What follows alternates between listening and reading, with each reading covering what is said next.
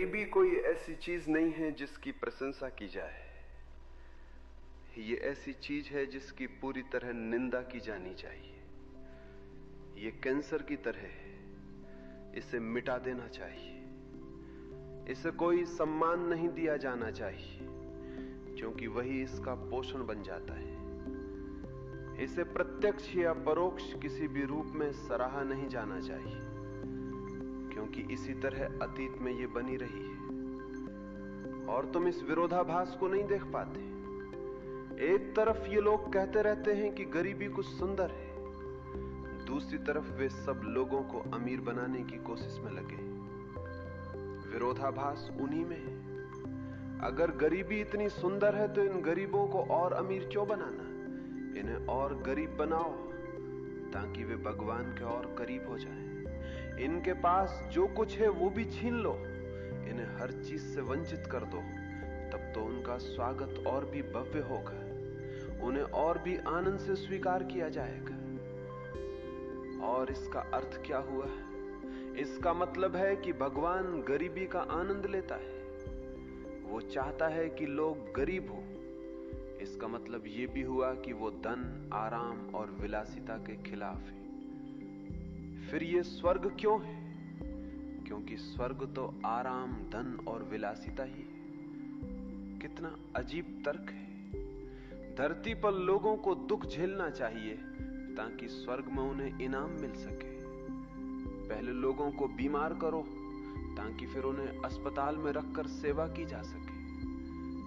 पहले उन्हें घायल करो और फिर उनके घाव भरने में मदद करो। यह हास्यास्पद है। मेरा गणित बहुत स्पष्ट है। गरीबी कुरूप है और इसे पूरी तरह मिटा देना चाहिए। पृथ्वी पर इसका कोई निशान नहीं रहना चाहिए और ये सारी दिलासाएं वापस ले ली जानी चाहिए। मैं समझ सकता हूं कि अतीत में धार्मिक लोग वो नहीं कह सके जो मैं आज कह सकता हूं। साधारण कारण यह था कि वैज्ञानिक तकनीक उपलब्ध नहीं थी। गरीबी को मिटाने का कोई तरीका नहीं था। और जब तुम कुछ कर नहीं सकते तो कम से कम सहानुभूति तो दे सकते हो। उसमें कुछ खर्च नहीं होता। कम से कम दिलासा तो दे सकते हो। वो कुछ न होने से बेहतर है। और यीशु तथा महात्मा गांधी आदि के ये सारे शब्द लोगों को दिलासा देने, उन्हें अफीम देने के उपाय हैं। भारत में ये एक लंबी परंपरा रही है। गरीबी को तर्कसंगत ठहराने के कई तरीके खोजे गए। पहला तरीका यह था, गरीब व्यक्ति इसलिए दुख भोग रहा है क्योंकि उसने पिछले जन्म में कुछ गलत कर्म किए थे। जिम्मेदारी अतीत पर डाल दी गई। न समाज पर, न वर्तमान पर, न सामाजिक ढांचे पर, न तकनीक की कमी पर, न लोगों की मूर्खता पर, बल्कि अतीत पर। अतीत के बारे में कुछ किया नहीं जा सकता, उसे बदला नहीं जा सकता, इसलिए उसे स्वीकार करना होगा। और इसके साथ एक बड़ी आशा भी दे दी जाती है।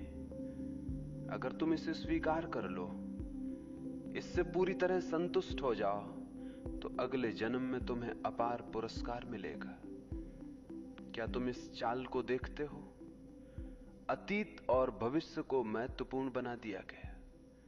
अतीत जा चुका है, भविष्य अभी आया नहीं है, और लोगों को वर्तमान से भटकाकर उस अतीत में भेजा जा रहा है जो अब है ही नहीं, और उस भविष्य में जो अभी आया ही नहीं। ये बहुत चालाक तरकीबें हैं, जबकि समस्या वर्तमान में है। इसे यहीं और अभी हल करना है।